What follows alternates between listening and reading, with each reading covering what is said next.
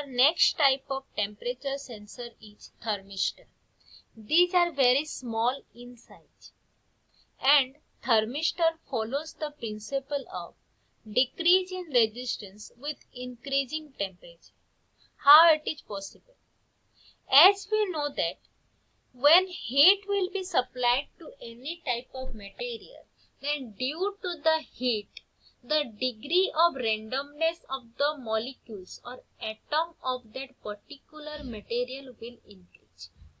And we know when the atoms or molecules are random, then only due to striking or collision in between them will transmit the current from one part to another part. So by this means, whenever the temperature of the material or metal is increasing, then due to that the randomness of the atoms are increasing, and due to that the resistance is decreasing and the flow of current will increase. And that principle is used in this thermistor. The material used in thermistor is generally a semiconductor material, such as a sintered metal oxide, that is, mixture of metal oxide like chromium, cobalt, iron, manganese and nickel, or doped polycrystalline ceramic containing barium titanate and other compounds. As the temperature of semiconductor material increases, the number of electrons able to move about to increase, which result in more current in the material and reduce the resistance. Thermistor are rocked and small in dimension. They exhibit non-linear response characteristics. Thermistor are available in the form of a bead or pressed disc, or we can say chip or a probe. Here we can see the construction of a bead type thermistor. As we can see, this is very small in size, and it has a small bead of dimension that is 0.5 mm to 5 mm. Coated with ceramic or glass material.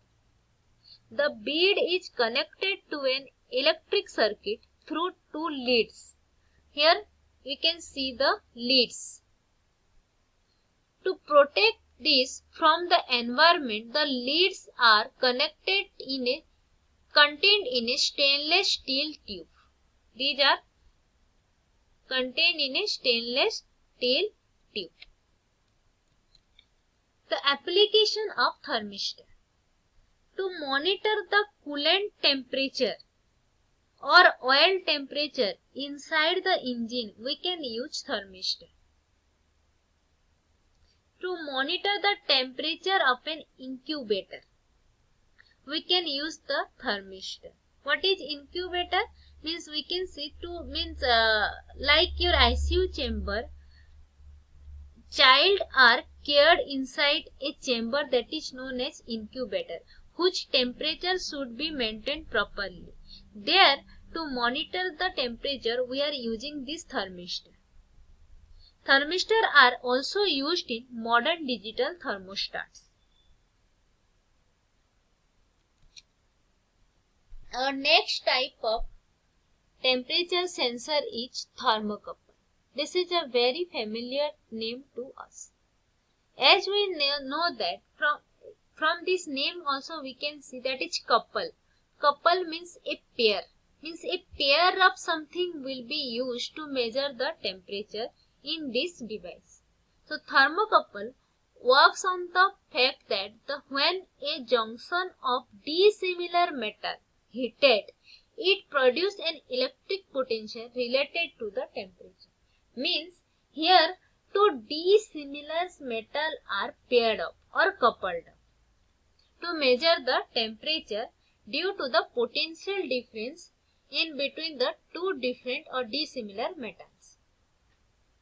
As we know that, as per Thomas Seebeck, when two wires composed of dissimilar metals are joined at both ends and one of the end is heated, then there is a continuous current which flows in the thermoelectric circuit. This is the schematic of thermocouple circuit. Here we can see two metals, that is metal A and metal B, are junctioned together or connected together, and that will be heated up. This junction is known as hot junction, and these two metal, other end of these two metal, are placed inside a block which is maintained at constant temperature, and that block is connected to a resistance element. That block is connected to a resistance element, and that resistance element is connected to a compensation circuit and a display. The compensation circuit will show you the output of the compensation.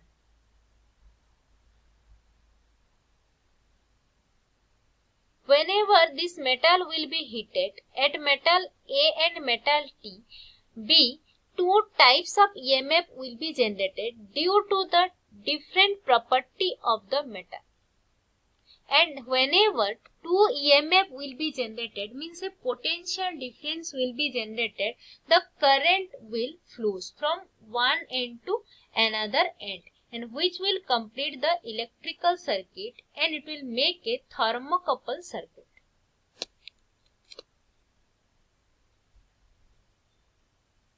The net open circuit voltage or the Seebeck voltage is a function of junction temperature and composition of two metals. That relation is given by, that is V equal to alpha into delta T, where alpha is the Seebeck coefficient, or it is the constant of proportionality, and delta T is the temperature difference, and V is the Seebeck voltage or circuit voltage. Generally, chromel, that is a alloy we can say, and which contain 90% nickel and 10% chromium, or another alloy like your alumel, which contain 95% nickel, 2% manganese, 2% aluminium and 1% silicon, are used in the manufacture of thermocouple. Now I will see the applications of thermocouple. Thermocouples are used to monitor the temperature in chemical production and petroleum refineries. As we know that in petroleum refineries, when petroleums are extracted from earth's surface, different types of elements are mixed together, and that will look like clay.